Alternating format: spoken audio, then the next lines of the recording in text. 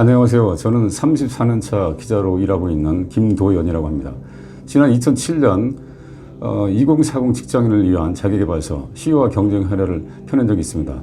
이번에 4060 중장년을 위한 품격 있는 어린이 되기 위한 마음속을 통해 독자 여러분을 다시 만나게 됐습니다. 반갑습니다.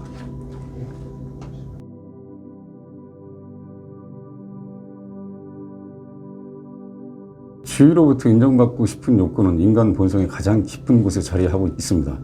그런데 노년은 자칫 인정에 더 목말라 하는 시기이기도 합니다. 가정과 회사를 위해서 한평생 헌신했는데 막상 퇴직하고 나면은 주위의 시선은 그렇게 우호적이지 않게 느껴지기 때문입니다. 그렇다면 먼저 상대방을 존중해 주는 건 어떨까 이렇게 생각해 봅니다. 역지사지 마음으로 상대방을 인정하고 헤아린다면 나의 연륜을 상대방도 인정하고 대접해 줄 것이라고 생각합니다.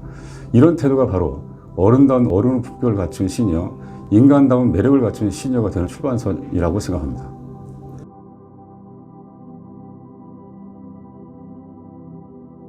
기자는 사람을 만나는 직업입니다. 그들에게 질문을 던지고 들은 얘기를 독자들에게 전달하는 게 기자의 역할 중 하나입니다. 저 역시 고관 대작부터 그늘진 인생을 사는 사람까지 다양한 직업, 다양한 계층에 속한 사람들을 많이 만났습니다. 그런 사람 중에서 저에게 가장 인상이 남는 사람은 한국 영화의 남성 아이콘이라고 불렸던 영화배우 신영준 선생님입니다. 이 책에서는 제가 어르신이라고 표현을 했는데요. 노년의 품격을 생각할 때마다 선생님이 떠오릅니다. 선생님은 1960년대, 70년대 주로 활동을 했지만 당시에는 흔했던 스캔들 한 번 없었습니다. 또 가정에서나 영화계 리더로서도 모범적인 활동을 했습니다. 한 언론과 인터뷰에서 선생님은 전 재산을 환원하겠다고 선언한 적이 있습니다. 저는 10여 년 전에 처음 선생님을 뵀는데요. 그 삶을 조명하는 인터뷰를 하기 위해서 만났습니다. 당시 80대 중반, 그러니까 정확히는 85세였습니다. 80대 중반의 고령임에도 건강한 남성미가 넘쳤고 목소리는 젊고 부드러웠습니다. 상대방의 말에 진지하게 귀를 기울이는 자세는 사람의 마음을 한없이 푸근하게 했습니다. 노년의 품격 자체로 느껴졌습니다. 책을 내고 나서 선생님이 하루라도 책을 빨리 볼 수 있도록 빠른 등기 표현으로 선생님에게 책을 보냈습니다. 선생님으로부터 다음날 전화가 왔습니다. 김 기자, 내 이야기를 책까지 썼어? 얼굴 한번 보자고 고마워. 이렇게 선생님 말씀하셨습니다. 올해 96세인데요. 선생님의 기력은 예전보다 떨어져 보였지만 기품 있는 목소리는 여전했습니다. 저는 크게 두 가지라고 생각합니다. 하나는 인간관계, 또 하나는 화 다스리기입니다. 원만한 인간관계는 노년의 행복에 큰 영향을 미칩니다. 마음을 나눌 사람이 없어 하루하루를 외롭게 보내야 한다면 돈이 아무리 많다 할지라도 무슨 소용이 있겠습니까? 외로움, 고독은 건강에도 치명적입니다.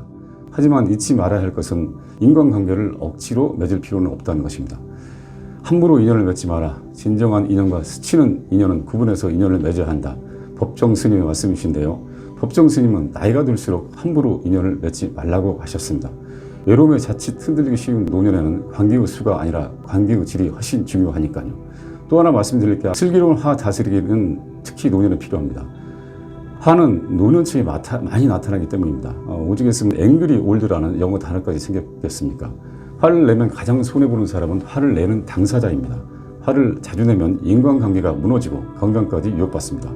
고대 로마를 대표하는 철학자 세네카는 그의 저서 화에 대하여에서 이렇게 말을 합니다. 화를 내어 승리하는 것은 결국 지는 것이다 라고.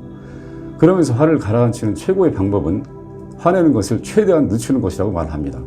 여러분도 화가 나더라도 참으면서 최대한 시간을 끌어보십시오. 인간관계는 지금 말씀하신 대로 상당히 중요한데요. 좀 전에 제가 말씀드린 것 중에 관계의 수가 아니라 관계의 질이 중요하다고 말씀드렸는데요. 노년의 인간관계는 바로 그게 핵심이라고 생각합니다. 젊었을 때는 저도 20, 30대, 40대, 50대를 다 겪어봤지만은 명함이 수천 장 있습니다. 젊었을 때 쌓인 명함이 만나면 주고받으니까는요. 그런데 그런 만남을 60대 넘어서 50대 중반만 해도 은퇴에 들어가고 60대 완전히 은퇴하게 되면은 명함이라는 걸 주고받을 일이 그렇게 많지는 않습니다. 그래서 관계의 수보다 관계의 질이 중요한데요. 노년의 관계를 맺을 때 맨 처음에 어떤 사람들은 굉장히 미사여구를 동원해가면서 아니면 굉장히 선심을 쓰면서 접근을 하는 사람도 있을 수가 있습니다. 그런데 일단 관계가 형성되고 나면은 사람이 언제 그러냐듯이 해서 그 사람의 등에 속된 말로 칼을 꼽을 수도 있는 인간관계 형성이 되고 마음의 상처를 주기도 합니다. 그래서 아까 말씀드린 대로 법정 스님은 함부로 나이 들수록 인연을 맺지 말라고 하셨는지도 모르겠습니다. 노년에는 인간관계의 질이라고 생각합니다.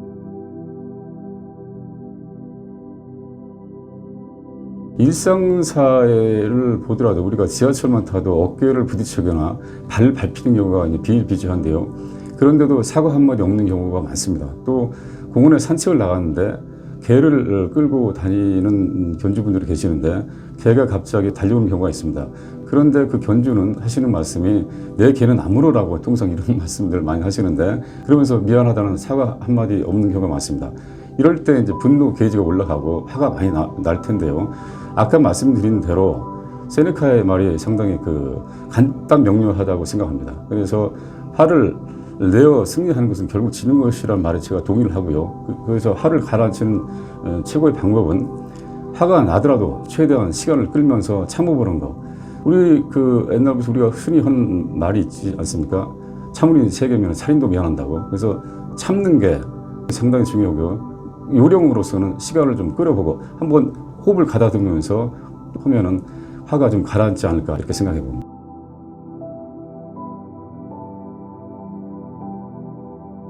저는 이 경쟁에 대해서 얘기해 볼까 싶습니다. 일단 30대, 40대 때는 친구들이나 나이 비슷한 동료들이 얼마나 잘 나가는지 이제 신경이 많이 쓰이는데요. 왜냐하면 출세 가도를 달리는 친구를 보면 부러운 마음도 생기고 또 나도 더 열심히 해야지는 분발심도 높아지는 때입니다. 열심히 하면 출세할 수 있는 시간과 기회가 아직 남아있기 때문에 동료가 얼마나 잘 나가는지 친구가 얼마나 잘 나가는지 신경이 쓰이기도 한 때입니다. 하지만 50대에 들어서는 얘기는 달라집니다. 50대가 되면 동료와 벌이던 레이스, 경쟁도 끝이 납니다. 이제는 자신과 새로운 레이스를 펼쳐야 합니다.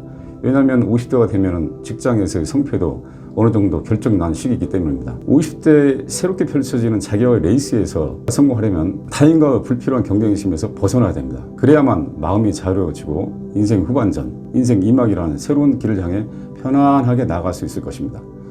이제 인생의 전환기가 시작됩니다.